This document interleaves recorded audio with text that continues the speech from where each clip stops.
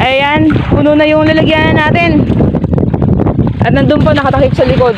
So, sasamsamin na natin. And thanks God, binigyan ng magandang pa-birthday si Oshino. Happy birthday, Oshino! Ayan na, talagang sulit na sulit yung laot namin ngayon, yung pag-birthday niya sa laot.